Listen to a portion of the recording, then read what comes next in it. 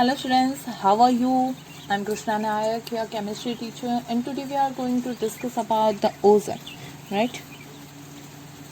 We will see the preparation, physical property, chemical property, uses, and also the structure of the ozone, okay, in this lecture. चलो तो ozone क्या है वो देख लेते हैं हम, उसके बाद उसके सारे पॉइंट को स्टेप बाय स्टेप हम स्टडी करते हैं. तो जो ओजोन है वो एलोटॉप ऑफ ऑक्सीजन है. Okay, it is an allotropes of oxygen. Okay, ozone क्या है तो ऑक्सीजन का एलोट्रॉप है. Okay, it is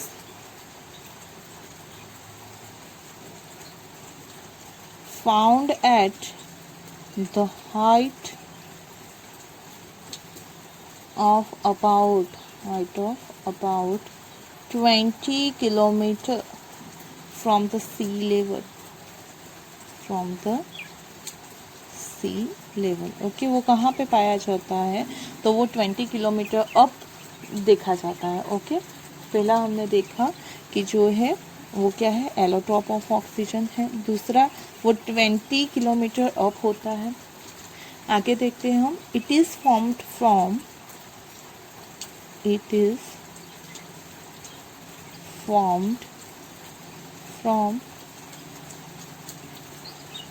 atmospheric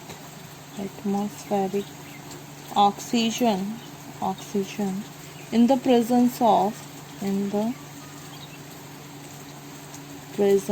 of sunlight. Okay, कि जब भी यूवी लाइट होती है उसकी प्रेजेंट में वो क्या करता है तो ओजोन फॉर्म कर देता है. जो हमारा ऑक्सीजन है, ओके, जो हमारा ऑक्सीजन है, एटमॉस्फेरिक ऑक्सीजन, वो सनलाइट की प्रेजेंट में क्या करता है तो ओजोन में कन्वर्ट हो जाता है. Okay, the next point is it is also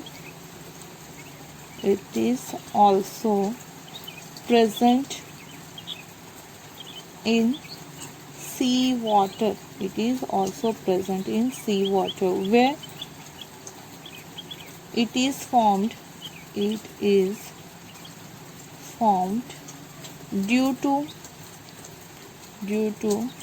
the reaction of fluorine with water. Okay, वो कहाँ पे पाया जाता है तो वो सी वाटर में भी प्रेजेंट है. एक्चुअली वो एटमॉस्फेयर में 20 किलोमीटर अप प्रेजेंट है, लेकिन वो उसके सिवा सी वाटर में भी प्रेजेंट है. और वो वहाँ कैसे फॉर्म होता है तो फ्लोरीन और वाटर की रिएक्शन होने की वजह से वो सी वाटर में प्रेजेंट होता है. ओके, तो ये हमने कुछ पॉइंट्स देख लिए किसके बारे में, ओजोन के बारे में. नाउ हम देखते हैं उसका स्ट्रक्चर कि कैसा होता है ओजोन का स्ट्रक्चर. ओके, तो स्ट्रक्चर ऑफ ओजोन.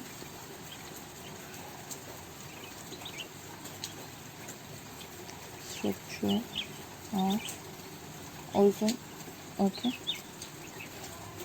तो हमारा जो है ओजोन, उसकी केमिकल फॉर्मूला क्या होती है, O3. तो जो O3 है उसमें ओजोन किस तरह से होता है वो देखते हैं हम. यहाँ पे जो ऑक्सीजन है, ओके, तो ये एक सेंटर ऑक्सीजन हो गया है, उसके साथ दूसरे 2 ऑक्सीजन जुड़े होते हैं. उसमें से एक होता है डबल बॉन्ड के साथ और एक सिंगल बॉन्ड के साथ. ओके, यहाँ पे 3 उसने यूज़ कर लिए. ये 2 ऑक्सीजन के, 1 2 ऑक्सीजन तो था यहाँ पे 1 2 3 4. ओके, और यहाँ पे हो गया 1 2 3 4 5 6, मतलब एक ऑक्सीजन है ये यहाँ पे देगा, यहाँ पे होगा पॉजिटिव और यहाँ पे होगा नेगेटिव चार्ज. तो मतलब वो न्यूट्रल होता है एक्चुअली. ओके, नाउ उसका रेजोनेटिंग स्ट्रक्चर ड्रॉ कर लेते हैं हम. तो यहाँ पे हो जाएगा सिंगल बॉन्ड O, यहाँ पे डबल बॉन्ड O. ओके, यहाँ पे 2 इलेक्ट्रॉन, यहाँ पे 6 इलेक्ट्रॉन, जिसमें से उसने 6 में से एक यहाँ पे बॉन्ड में यूज़ किया है. You can also draw a covalent bond, right. यहाँ पे ऐसा प्लस और नेगेटिव चार्ज ना शो करना, you can form a covalent bond here.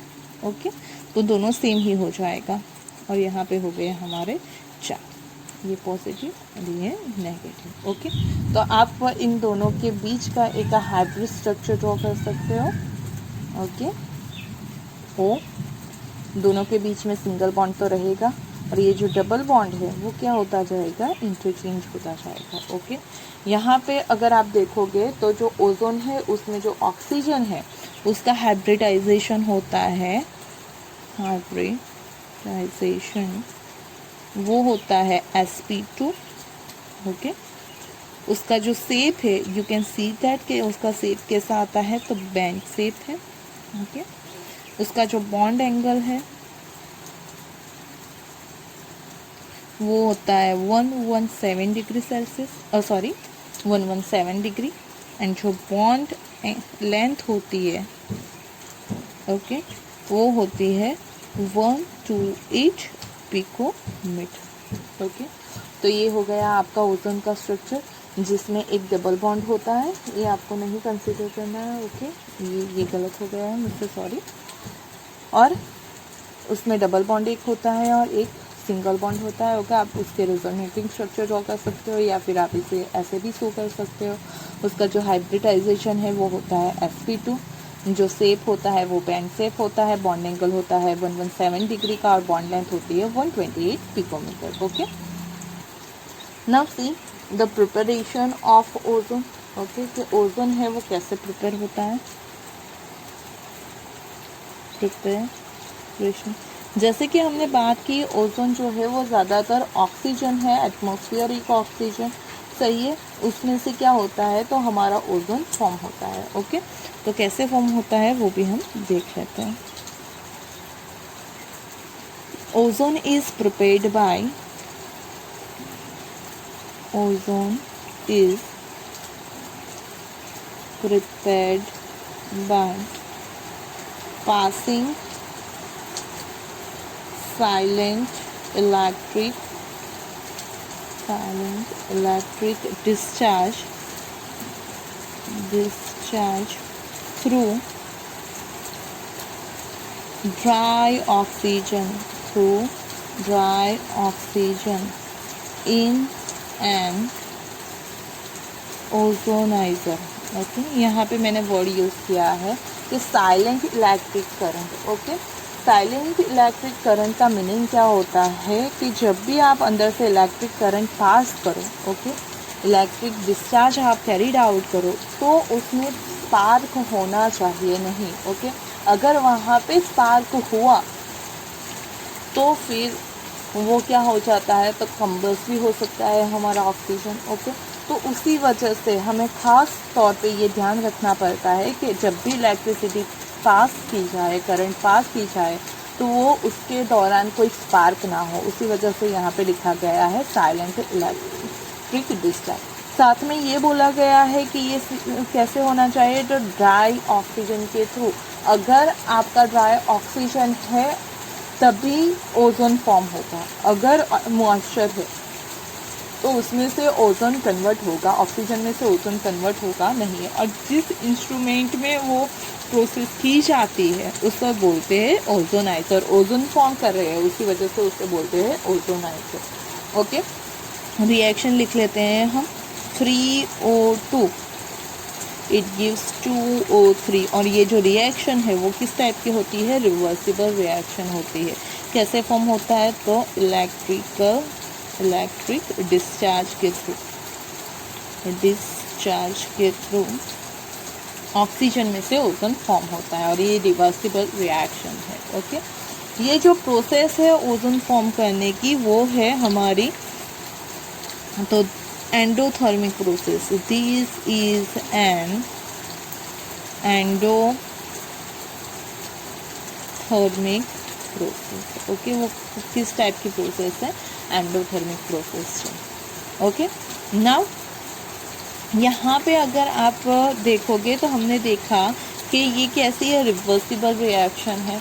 तो हमें कभी भी अकेला ओजोन नहीं मिलेगा, mixture of ozone and oxygen मिलेंगे। ओके, यहाँ पे क्या होगा, जब भी आप इलेक्ट्रिकल डिस्चार्ज करोगे ऑक्सीजन का तो जो हमें ओजोन फॉर्म होता है वो अकेला ओजोन नहीं होगा, उसमें ऑक्सीजन भी प्रेजेंट होगा। ओके, तो हम लिख सकते हैं कि oxygen is never completely converted into ozone, never completely converted into ozone, and we get mixture of oxygen and ozone। हमें क्या मिलेगा? तो हमें मिक्सचर मिलेगा जो हमारा we always get a mixture of oxygen and ozone. Also it is a endothermic process। ये जो प्रोसेस है वो एंडोथर्मिक प्रोसेस है और हमें जो मिलेगा वो mixture of oxygen and ozone मिलेगा। Okay, now this mixture is called ozonized oxygen. Okay, ये जो मिक्सचर फॉर्म हो रहा है उसे क्या बोलेंगे? This mixture is called ozonised oxygen. Okay, ये जो हमें मिलेगा वो क्या होगा? ओजोनाइज्ड ऑक्सीजन इसे बोलते हैं। इस मिक्सचर को क्या बोलते हैं? Ozonised oxygen. ओके, ये जो ओजोनाइज्ड ऑक्सीजन है उसमें ओजोन का अमाउंट सिर्फ 5 to 10% होता है। उसमें ओजोन का अमाउंट कितना होता है? सिर्फ 5 to 10%। Ozonised oxygen contain ozonised oxygen contain only 5 to 10% ozone। Okay, इसमें जो ओजोन है वो कितना होता है? ओनली 5 to 10% ओजोन होता है। अगर आपको इसकी इल्ड इंक्रीज करनी है, ओके, तो आपको फॉलोइंग स्टेप्स ध्यान में रखने पड़ेंगे। The yield can be increased the yield can be increased by following steps। Okay, तो फॉलोइंग स्टेप के थ्रू आप yield इंक्रीज कर सकते हो। तो first step is only pure and dry oxygen should be used।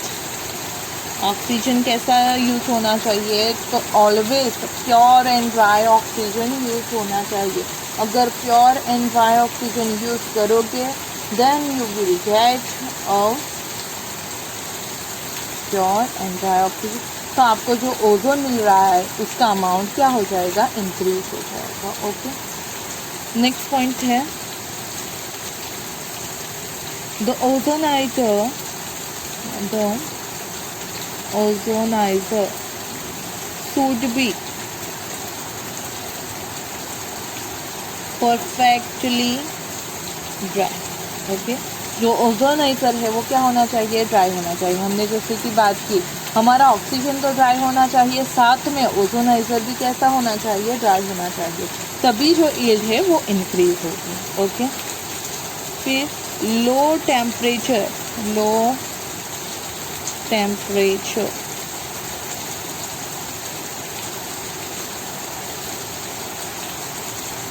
सही है, अराउंड 0 डिग्री सेल्सियस।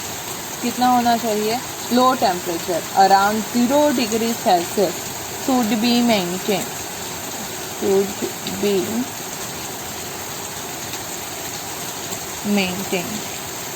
कि टेम्परेचर है वो 0 डिग्री के अराउंड ही होना चाहिए, उससे ज़्यादा टेम्परेचर होना चाहिए नहीं। ओके, और लास्ट पॉइंट है दैट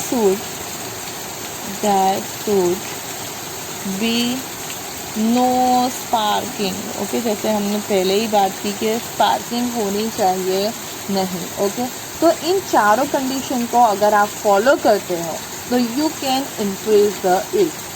तो ये और ये जो क्वेश्चन है वो आपको 2 मार्क्स में आ सकता है कि आप अगर आपको ओजोन फॉर्म करना है तो उसकी एज कैसे इंक्रीज कर सकते हो। तो first you have to use pure and dry oxygen, second one you have to also use a dry ozonizer, right? You have to maintain a low temperature near about 0 degree Celsius, and also there should be no sparking during the discharge.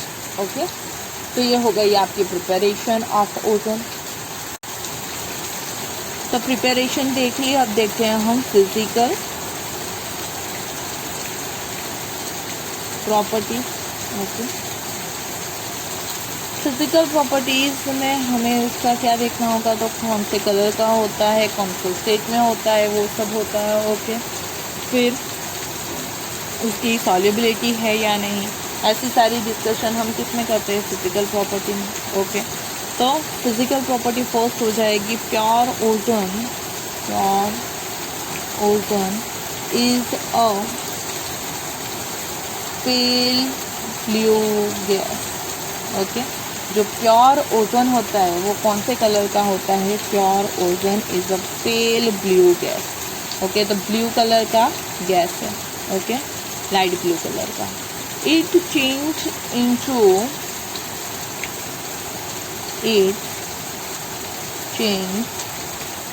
Into dark blue liquid. Okay, जब आप उसे liquid में convert करते हो, okay, तो वो कौन से कलर का होगा, डार्क ब्लू कलर का। अगर वो गैसेस फॉर्म में है या प्योर है तो पेल ब्लू कलर शो करेगा। अगर आप उसे लिक्विड में कन्वर्ट करते हो तो उसका कलर हो जाएगा dark blue colour.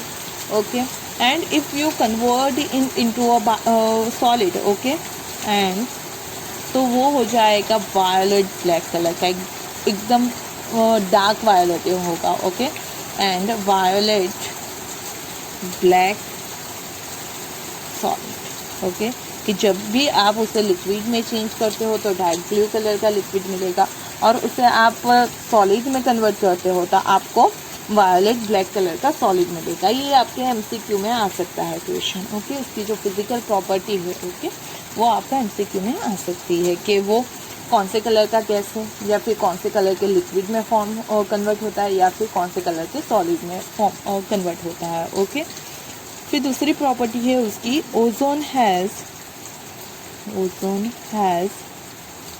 Irritating smell. उसकी स्मेल कैसी है, इरिटेटिंग स्मेल है। Okay, in a small amount,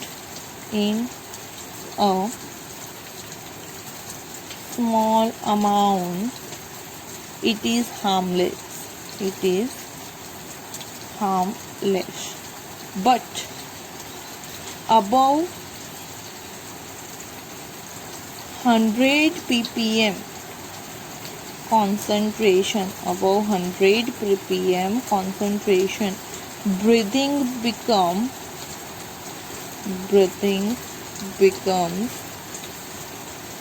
uncomfortable,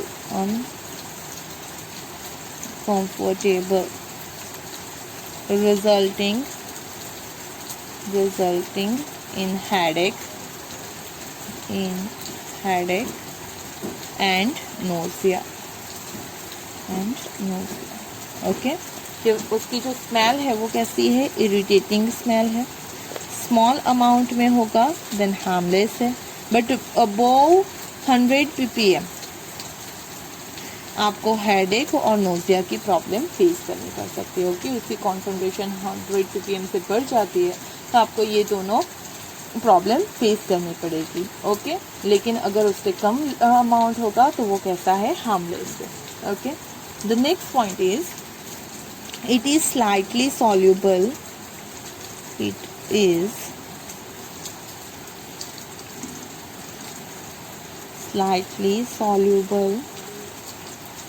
in water. It is slightly soluble in water, but dissolves readily in turpentine oil. Okay, turpentine oil में तुरंत dissolve हो जाता है, और also dissolve in acetic acid, and CCl4। Okay, तो ऐसे जो आपके ऑर्गेनिक सॉल्वेंट है, ओके, टर्पेंटाइन हो गया, एसिडिक हो गया, एसिटिक एसिड हो गया, कार्बन टेट्राक्लोराइड हो गया, उसमें वो क्या हो जाता है तो डिजोल्व हो जाता है तुरंत ही। और अगर वाटर की बात करो तो उसमें स्लाइटली सॉल्युबल है। ओके, तो ये आपकी हो गई ओजोन की physical property. Now we see the chemical property of ozone. Okay, तो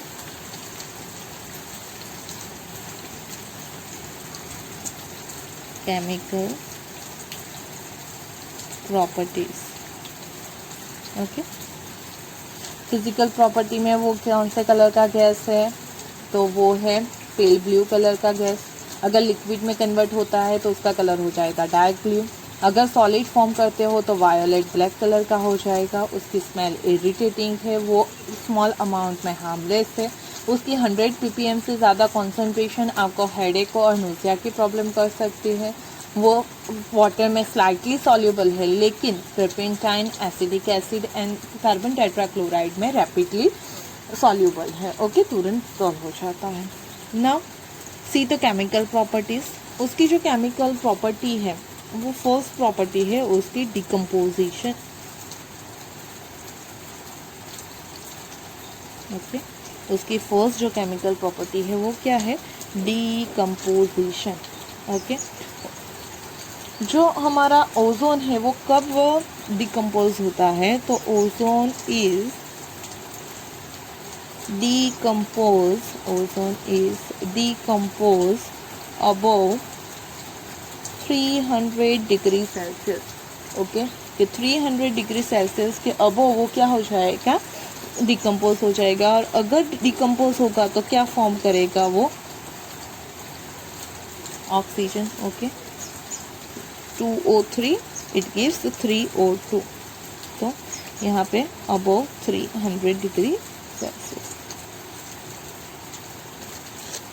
ओके, जो उसकी दूसरी रिएक्शन है वो है उसकी as a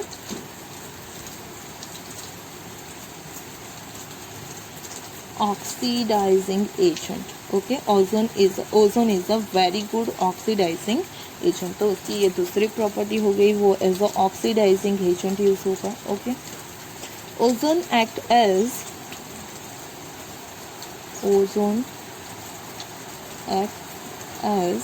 a powerful oxidizing agent, right? Because or since it gives nascent oxygen, because it gives nascent oxygen which is responsible for the oxidation किस वजह से होता है।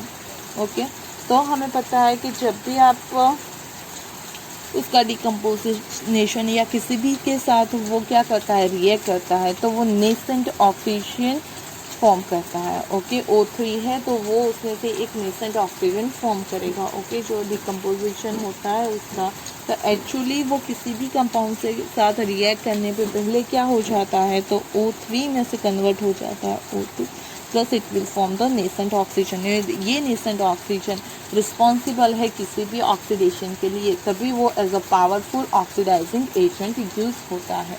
ओके, उसके कुछ हम ऑक्सीडेशन रिएक्शन देख लेते हैं, उसका ऑक्सीडेशन नेचर देख लेते हैं, वो कैसे as a oxidising nature agent work करता है। ओके, इट ऑक्सीडाइज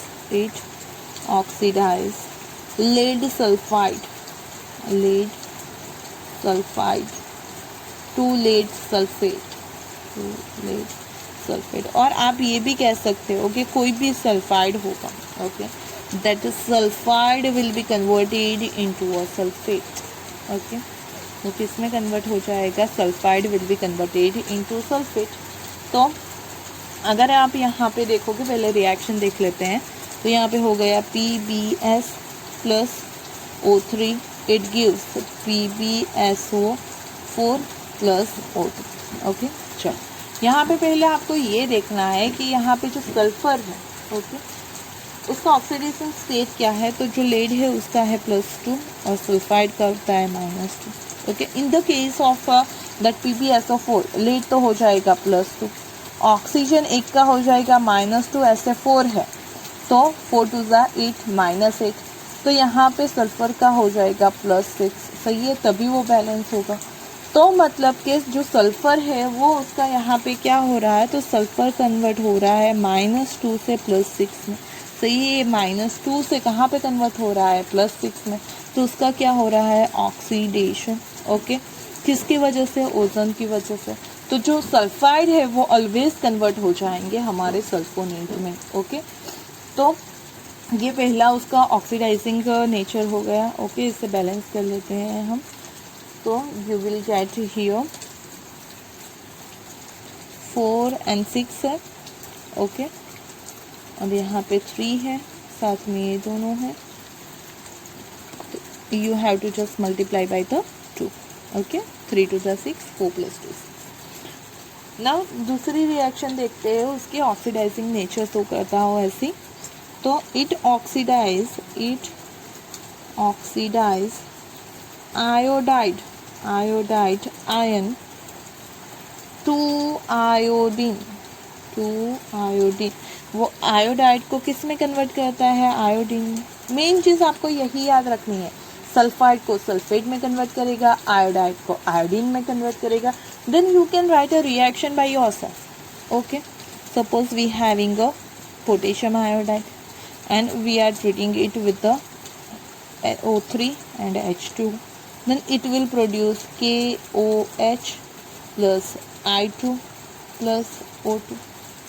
ओके, चलो यहाँ पे आपको 2I चाहिए तो यहाँ पे 2 लिख दो, और साथ में यहाँ पे भी आपको 2 लिखना पड़ेगा। ओके, न सी तो K बैलेंस हो गया, I बैलेंस हो गया, ऑक्सीजन 3 + 1 4, यहाँ पे 2 + 2 4, हाइड्रोजन 2 हो गया। ओके, तो ये बैलेंस हो गया।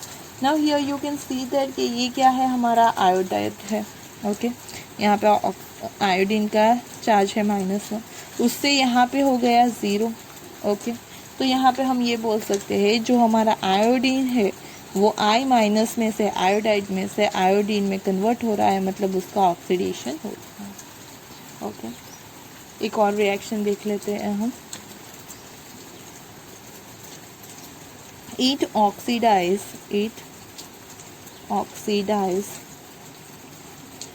nitric oxide to nitrogen dioxide. Okay, वो नाइट्रिक ऑक्साइड को किस में कन्वर्ट कर देगा, नाइट्रोजन ऑक्साइड में, nitric oxide to nitrogen oxide. Okay, dioxide reaction क्या होगी, तो नाइट्रिक ऑक्साइड मतलब हमारा NO, उसकी रिएक्शन होगी O3 के साथ। तो आपको क्या करना पड़ेगा यहाँ पे, तो NO में से वो कन्वर्ट हो रहा है नाइट्रोजन डाइऑक्साइड मतलब NO2 में plus O2। Okay, reaction balance ही है। Now here you can see that कि जो नाइट्रोजन है उसका जो यहाँ पे ऑक्सीडेशन स्टेट है वो कितना है, यहाँ पे ऑक्सीजन का -2, तो इसका हो जाएगा +2। यहाँ पे आप देखोगे तो -2 वैसे 2 है, तो यहाँ पे नाइट्रोजन के हो जाएंगे +4।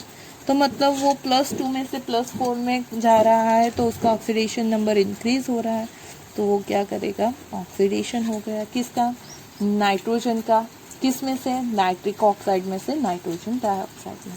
तो ऐसे आप कोई भी ऑक्सीडेशन रिएक्शन लिख सकते हो। ओके, वो सल्फाइड को सल्फेट में कन्वर्ट करता है, आयोडाइड को आयोडीन में कन्वर्ट करता है, नाइट्रिक ऑक्साइड को नाइट्रोजन डाइऑक्साइड में कन्वर्ट करता है। ओके, नाउ ये हो गई उसकी केमिकल प्रॉपर्टी, वो मेनली ऑक्सीडाइजिंग एजेंट की तरह वर्क करता है। Okay, now see the uses of that ozone. Okay, आप उसकी केमिकल प्रॉपर्टी के थ्रू ही उसका पहला यूज़ तो लिख ही सकते हो कि वो as a oxidising agent work करेगा। ओके, उसके अलावा भी उसके जो है वो हम देख लेते हैं। It is used as germicide, okay, also used as disinfectant, okay, It is also used as a sterilizing agent. Actually germicide और ये सारे एक जैसे ही हुए, ओके। तो इसकी ही ये सारी प्रॉपर्टी है। एज अ जर्मिसाइड यूज़ करेगा जम्स को, मतलब रिमूव का किल करने के लिए। डिसइंफेक्टेंट की तरह यूज़ हो जाएगा, स्टरीलाइजिंग एजेंट की तरीके से यूज़ होता है, सही है। फिर it is used as a bleaching agent, bleaching agent for oils, flour, ivory, iron जो कंपाउंड होते हैं हमारे, वैक्स एंड सॉफ्ट फैब्रिक, सही है। जो हमारी ये है उन सबको वो क्या करेगा, ब्लीच करेगा, उसका कलर रिमूव करने के लिए यूज़ होता है, okay. It is also use as act as an oxidant in various reaction. अभी हमने देखा as a good oxidising agent वो वर्क करता है, तो वो एज अ ऑक्सीडेंट यूज होगा, okay. And also the main use of ozone, we all know that ozone layer protect the earth surface from the